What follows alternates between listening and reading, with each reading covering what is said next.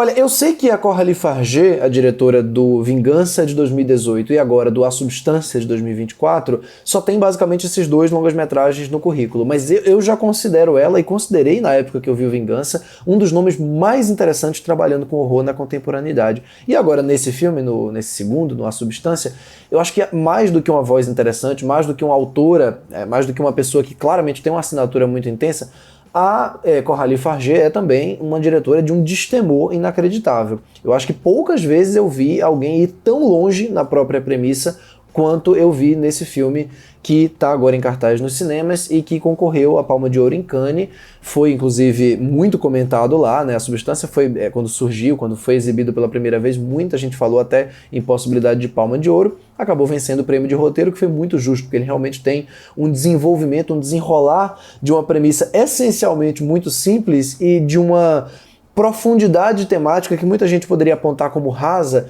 mas aqui a Coralie Farger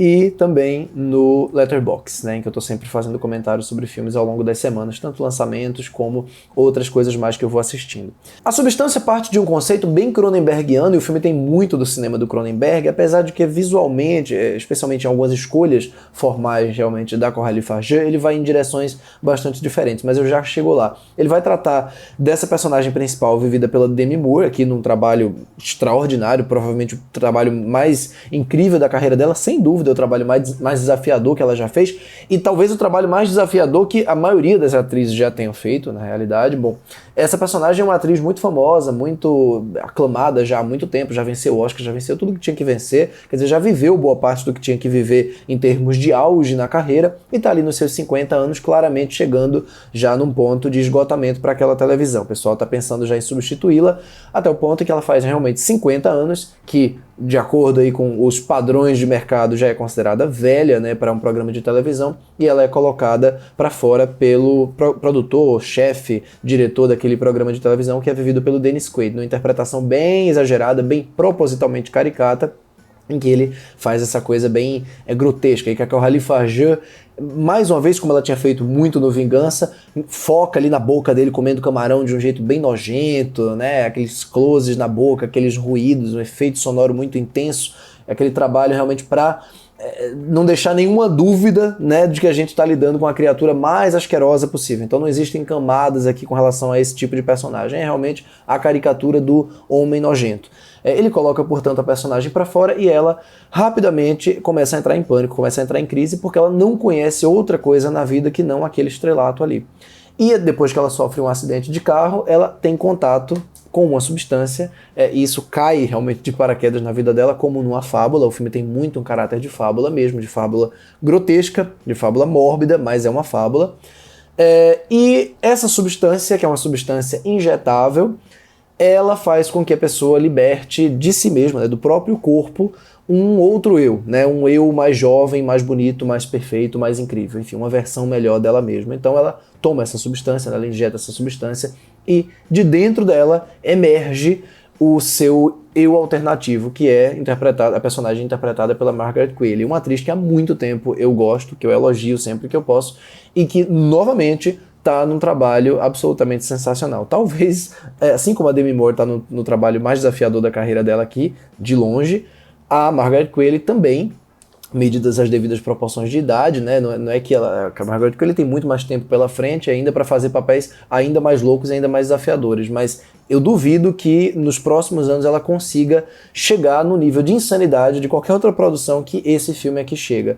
E realmente as duas batem uma bola espetacular. A regra interessante aqui da substância é que a pessoa que está usando, no caso, essa substância, ela precisa trocar com o seu eu alternativo a cada 7 dias, né? Então, a matriz, a pessoa original, ela fica lá deitada no chão, ela fica tomando um soro, né, para manter aquele corpo vivo, de alguma maneira, enquanto os outros 7 dias são tomados pelo seu eu alternativo, que precisa fazer essa troca constantemente. Então, é um eu que só funciona semana sim, semana não. Contar tudo isso talvez já seja até entregar demais do filme, porque um dos prazeres, uma coisa espetacular nele, é acompanhar essa progressão muito maluca dessas 2h10, 2h15 mais ou menos de filme. É um filme, portanto, longo até para lidar com esse tipo de horror, porque filmes de horror corporal frequentemente, com exceção do Suspiria, que é mais aquele épico, né, de 2h30, que você tem toda uma contextualização histórica muito maior, mas filmes desse tipo aqui costumam ser um pouco menores, costumam ser um pouco mais concisos.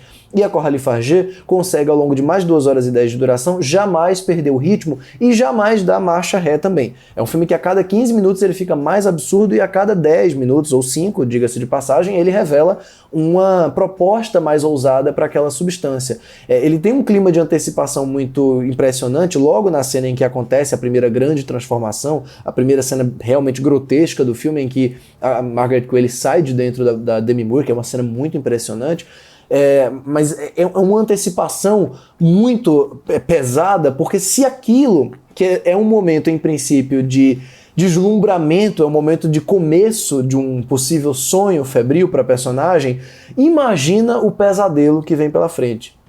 O que é impressionante é que, de fato, a Coralie Farger consegue se superar. Ela consegue elevar o nível de violência, consegue elevar o nível de insanidade, consegue elevar o peso do que ela está retratando, o peso dramático e sensorial, inclusive, de uma maneira que é muito difícil a gente ver. Porque filmes que começam já muito intensos, filmes que têm propostas sensoriais e grotescas dentro do cinema de body horror, que chegam com os dois pés na porta, tem a chance muito grande de, à medida que a coisa vai passando, de alguma forma, de alguma maneira, o poder de choque daquilo ir se diluindo. A gente tem vários exemplos de filmes em que isso acontece. Felizmente, para quem gosta de um horror extremo, né, A Substância não é esse caso mesmo. A Substância é um filme que a cada cena consegue crescer mais do ponto de vista do impacto que ele consegue provocar.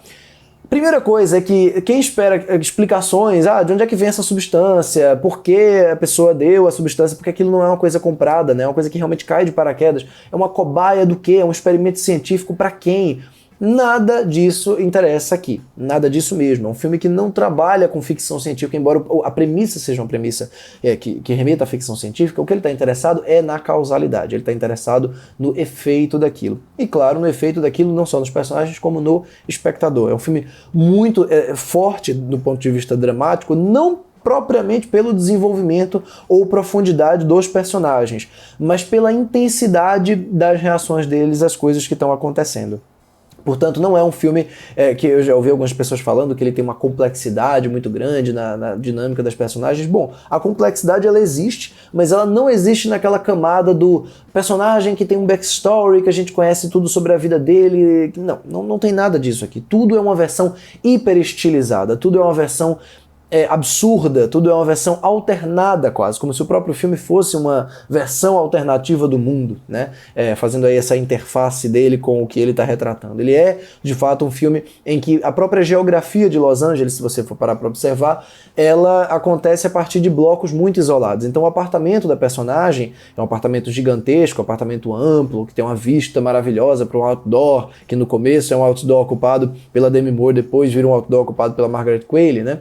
É um apartamento totalmente desvinculado ali do prédio, do corredor. Você tem uma ambientação bem kubrickiana nesse sentido. É talvez realmente a principal referência da Coralie Farger nesses enquadramentos às vezes muito simétricos, do banheiro, tudo muito limpo, tudo muito aberto, grandes angulares, impressionante. Só que o Kubrick, naturalmente, também da época em que ele filmava, não tinha todos os recursos do digital que a Coralie Farger tem. E ela aqui trabalha com lentes olho de peixe, ela trabalha às vezes com câmera na mão também, com planos subjetivos. É uma direção muito mais exagerada, é uma direção que trabalha com vários estímulos visuais para lidar com essa história. Mas, voltando, ela de fato consegue isolar os elementos como se eles fossem realmente alegóricos, como se eles fossem todos representações de alguma coisa. O que é muito interessante também para o desenrolar da história, para o desenrolar dramático, porque ao mesmo tempo que o filme tem esse lado alegórico, ele muito claramente também leva a sério a premissa dele. Ele não fica lidando, por exemplo, com coisas como era um sonho, era imaginação, era imaginação. Não. As coisas aqui são muito práticas, as consequências dos acontecimentos são consequências muito práticas, muito diretas, né? E, repito, não existe marcha ré no filme, ele não fica dando para trás com nenhuma das decisões extremas dele, ele realmente vai até o fim. Mesmo quando você pensa que ele não pode ser mais absurdo, que ele não pode ir mais longe do que ele está indo, ele vai e ele não para mais. É realmente um negócio é um destemor muito incrível. Quando eu falo em destemor, quando eu falo em ousadia, é principalmente porque ele está lidando aqui com um assunto que é muito delicado e que é muito antigo já. Não é novidade se falar de etarismo na indústria, da maneira como as mulheres são descartadas muito mais rapidamente, da maneira como elas são objetificadas, da maneira como a indústria da imagem trabalha com esses corpos, a diminuir a humanidade que existe nessas pessoas e transformá-las apenas em não só objetos, mas apenas em carne mesmo, né? Apenas em coisas que estão ali, carne humana, mas são curvas, né? Feitas ali para preencher um anseio, um desejo masculino, para preencher um olhar masculino. Então, esse assunto todo é delicado, em parte, para um grupo muito específico de pessoas e é também um assunto muito antigo. Quando eu digo que ele tem uma proposta delicada, eu falo especificamente porque eu fico me colocando no lugar de pessoas que de fato vão ser, de alguma maneira, vão se sentir como alvos desse filme. E são muitas, tá? Porque ele toca tanto na masculinidade grotesca, né? Nesses homens que impõem essa visão misógina que acaba se enraizando nas mulheres, tanto nas mulheres mais velhas como nas mulheres mais novas, e o filme explora precisamente isso, né? Essa misoginia da personagem com ela mesma e da versão jovem dela com a versão mais velha dela. Mas o filme, mais do que tudo isso, vai muito fundo nessa ideia de monstruosidade que existe na obrigação, na sensação de obrigação de não envelhecer. Então eu fico realmente, repito, imaginando pessoas, por exemplo, que fizeram intervenções extremas na sua fisionomia, né, e que chegaram aí a níveis extremos realmente de pessoas ficarem irreconhecíveis, né. Tem um momento, tem um ponto de virada ali no filme em que ele vai lidar precisamente com isso, que, repito, não é metafórico porque é tudo muito literal aqui, tudo muito esfregado na sua cara. Ainda bem, porque tem certas coisas que precisam ser feitas dessa forma mesmo. Mas tem um momento ali perto do final em que essa ideia de como a tentativa absurda, a tentativa extrema, a tentativa obsessiva de não envelhecer pode tornar as pessoas muito mais velhas do que elas de fato parecem, pode destruir a vida delas, né? Então é realmente um filme altamente incisivo nesse sentido. Ele é o melhor que um filme de horror pode ser. Ele pega uma premissa básica, ele pega um tema que é identificado nos primeiros 20 segundos de projeção, ou pelo menos no primeiro minuto, através de um plano na calçada da fama, mas ele eleva até o limite do grotesco para chocar mesmo, para gerar uma reação, para gerar um sentimento. E é um sentimento de profunda angústia. Repito, mesmo que não exista uma profundidade psicológica na personagem principal, mesmo que não exista um backstory tão grande ali, existe um poder simbólico muito, muito poderoso nas imagens, existe um poder sensorial, existe uma escalada narrativa e existe, mais do que tudo isso, claro, ou pelo menos junto com tudo isso, existe uma interpretação muito poderosa da Demi Moore, uma interpretação que passa realmente uma sensação de pavor, de ódio ao próprio espelho, diga-se de passagem, que é o que torna o filme, uma das coisas, repito, que torna o filme A Substância, da Coralie Farger, uma experiência única. É, sem dúvida, uma experiência que muita gente não vai gostar, não apenas pelo nível de grotesco, não apenas pelas hipérboles aqui, mas porque sempre que você toca numa ferida de uma maneira tão incisiva, tão ácida, tão frontal como a Coralie Farger toca, no caso aqui da Substância, é comum também que as pessoas desviem o olhar ou não levem a sério ou não consigam, ou não se permitam de alguma maneira sentir o que a pessoa está falando. É como se o excesso também tornasse alguns filmes um pouco distantes para algumas pessoas, e isso é perfeitamente compreensível. Mas para quem como eu se deixar levar por essa jornada insana, ensandecida, maluca, completamente cheia de ácido em vários sentidos diferentes, isso aqui pode ser um dos trabalhos de horror mais poderosos do cinema contemporâneo. Espero mesmo que, tal qual ela fez no Vingança, a Coralie Farger se desafie tanto quanto nos próximos filmes dela, porque ela é uma das vozes mais interessantes que surgiram nesse gênero na memória recente.